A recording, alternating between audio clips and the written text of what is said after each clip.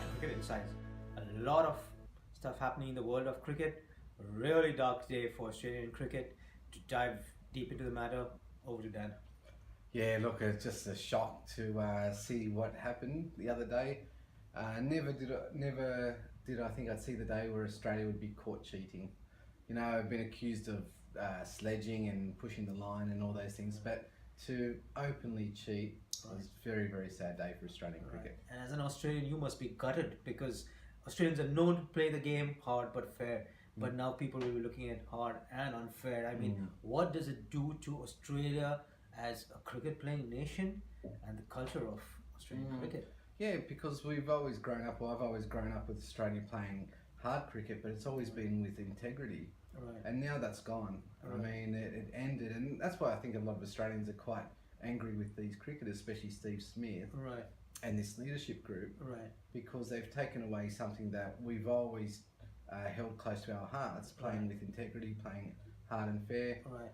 and that was taken away Right. by selfish, ridiculous cheating. Right. And just to get deeper into the Australian psyche or the way cricket is played, or maybe sport in Australia, I mean, you would shed light on that. But what is this winning at all cost mentality doing to Australian sports people or Australian cricketers in this context?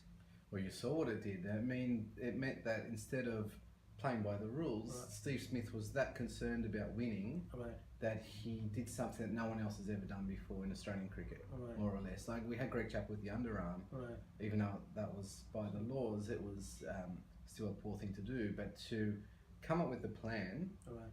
pick out Bancroft, Right. a young player, pick him out, say, all right, we're going to do this, and Warner and whoever else was involved, and say, this is our plan to make this ball reverse swing or whatever their plan was, and we're going to execute it. I mean, that's where it's got to. Right. Just to rephrase my question is, Australia really needs to take a harder look at this winning at all cost mentality, because it's coming to a point that losing is not okay, and we'll do whatever to get the result in our favor, and that means sport is played against oppositions who have the same kind of rules going for them. But when you cross that line, so where does this leave Australian sport or Australian cricket in terms of this mentality, and what does Australia need to do now to redeem themselves? Yeah, it's a question for Cricket Australia and the cricketers themselves to answer now. How do they change a culture that's developed? Because we've had it for quite a while, maybe for the last 30 or 40 years, where we're going to play as hard, and it doesn't so much matter about how we get the result as long as we win. Right. And this has to, you'd think, have to change now, because they reached a point where it got to the point where they're doing illegal stuff to win. So it's up to James Sutherland will need to address it, Steve Smith will need to address it, and he can't just sit there and say this will never happen again under my leadership. It should never have happened. Right. So it needs to, now everyone needs to get down at the table and say we're going to change, and then it must change. Right. In my point of view, I think the entire leadership team has to be disbanded. I don't think Warner and Smith should be ever close to a leadership role ever again, because it's an integrity issue. Now, once this grounded focus, you cannot give him a leadership role, either of them, because now it's not about them. They're representing the country, and if you're going to have a cheat at the helm after what's happened, it does not send a good message. So I think they should be kept off leadership roles. Yes, they should be allowed to continue their careers with a punishment to fit the crime. Now, I think missing a test match or 75% or 100% pay is not going to hurt a cricketer in this day and age. They need the punishments need to start impacting careers. Steve Smith, Warner, Bancroft, you guys are out for a year. I don't care how great or how important you are, but you're out for a year. If this happens again, I think there'll be a bigger implication and ramification to it. But it needs to start affecting careers for people to take it seriously. And like we've discussed before, Darren Lehman cannot get close to a coaching role again, because unless you send strong messages, it's going to happen again. Right? I totally agree. And just on Darren Lehman, I think with the walkie-talkie, that all screamed out very suspicious stuff. And there has to be consequences, and that's what you're saying. There has to be significant consequences that you say, you cheated, this is your punishment. And I just want to bring the ICC into it, because at the moment, Cameron Bancroft, who was or part of this, has got 0 matches, and the captain who came up with it, or part of coming up with it, has got 1 match. Right.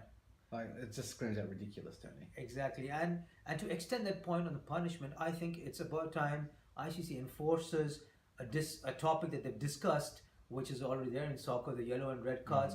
You've cheated, you need to be off the park. You cannot be playing the game till you're found guilty. I would say off the park, back in until you'll be back in once you're proved innocent.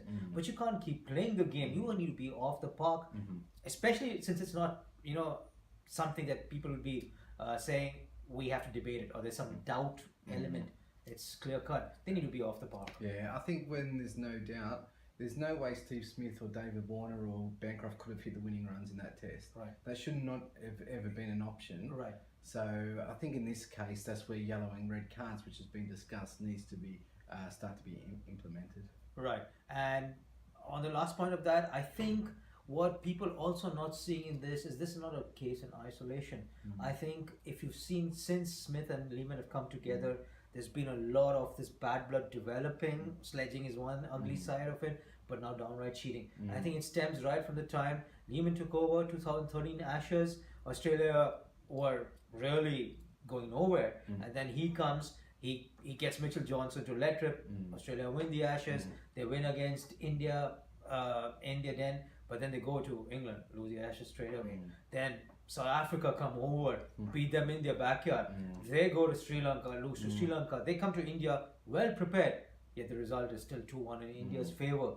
They go back home, beat Pakistan, and they beat who was the next one? England in the Ashes recently. But now they're on the precipice of losing again. So the pressure is there that you guys are losing at home, and Australia has got this great legacy of winning abroad, right from the time of Mark Taylor, Steve Waugh, Ricky Ponting, Michael Clark, and Steve Smith now looks with Lehman taking the game backwards. So that pressure of legacy, it finally culminated in what we saw. Finally, it couldn't be a case in isolation.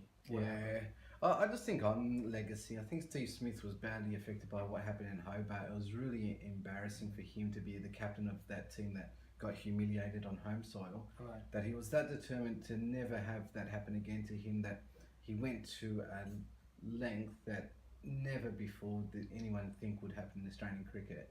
And it's certainly no excuse, and it even makes it just the impact of that Hobart result even more. And to me, to see that Steve Smith would go to this length to protect his legacy, so and now his legacy is going to be known as a cheat forever. Exactly, which is very sad. Right. So it's a real dark day in Australian cricket and in world cricket. We will keep you abreast of developments happening on this issue. While on this topic, we all forget that there was a cricket match that took place. South Africa winning handsomely, going 2-1 up, and they are primed to win the series.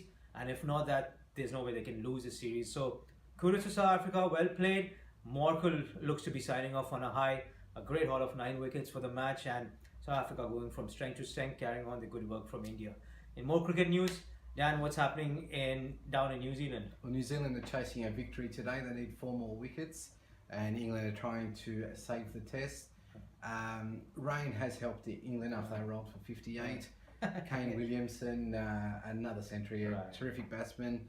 And let's hope New Zealand can bring it home today. Let's hope so. As a neutral, I would love to see New Zealand win, having played so well. And just as we are summing up, we look at the final thing that's happened in the world of cricket. The World Cup qualifiers, Windies and Afghanistan through a real red-letter day for Afghanistan.